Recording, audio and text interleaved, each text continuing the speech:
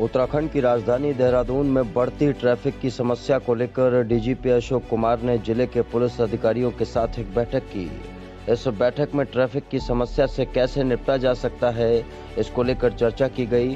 Traffic की समस्या से कैसे निजात मिले, इसके साथ ही डीजीपी ने ब्लैक स्पॉट और ऐसी जगह जहां पर दुर्घटनाएं होने की संभावनाएं हैं, वहां पर किस तरीके से काम किया जाना है, इसको लेकर भी पुलिस के अधिकारियों को निर्देश दिए। इस बैठक में थाने, चौकियों और ट्रैफिक पुलिस की जिम्मेदारियां भी तय की गईं। डीजीपी अशोक कुमार ने कहा कि बैठक में ये भी निर्देश दिए गए हैं कि अनावश्यक रूप से पब्लिक के चालान न किए जाएं, बल्कि उन चीजों पर फोकस किया जाए जिससे हम ट्रैफिक व्यवस्था को सुधार सकते हैं। ये तो ट्रैफिक हमारे लिए बहुत बड़ी समस्या भी है और हमारा बहुत बड़ा प्रायोरिटी एरिया भी है, फोकस एरिया भी है। मैं पहले भी कह चुका हूँ कि प्रदेश में पहले 4 लाख वाहन थे जब राज्य बना था, आज 32 लाख वाहन है, तो लगभग 8 गुना वृद्धि हो चुकी है। तो ये बहुत बड़ी चुनौती है हमारे लिए।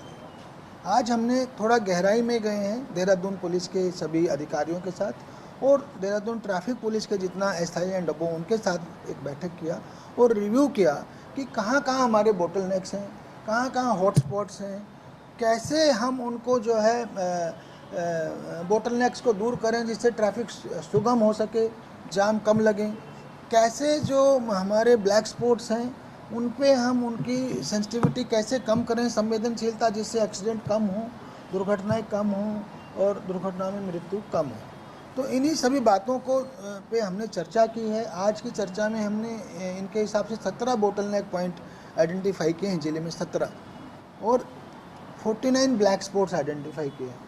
तो इन पे आगे काम कैसे किया जाएगा वो इनको बताया गया है, चाहे वो इंजीनियरिंग सॉल्यूशन हो, चाहे फिर हमें उसमें साइनेजेस वगैरह लगाने हो और चाहे हमें अपनी पुलिस की ड्यूटियों में चेंज करना हो। तो इन सारे बिंदुओं पे इनको काम करने का टारगेट दिया गया है।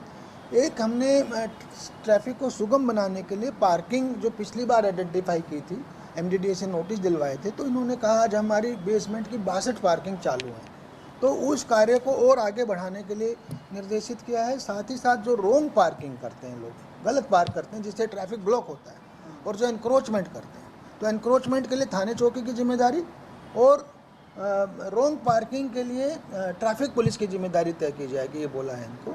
और उस पर फोकस करने को कहा कि उस पर कार्रवाई ज़्यादा करें।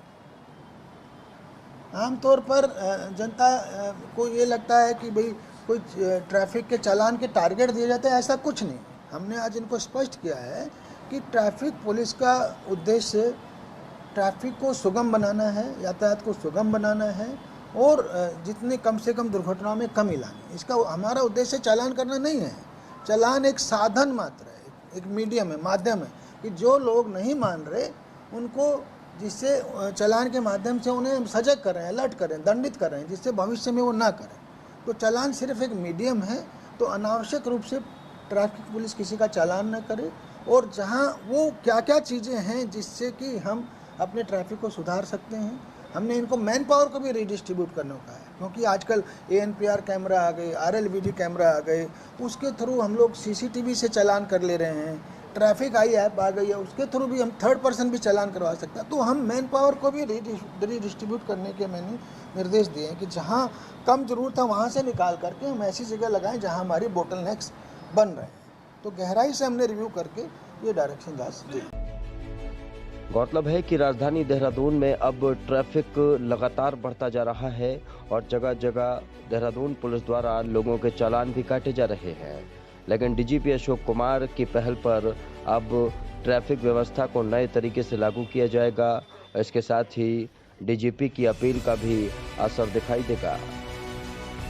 देहरादून से विनय सूद, टी मैन भारत।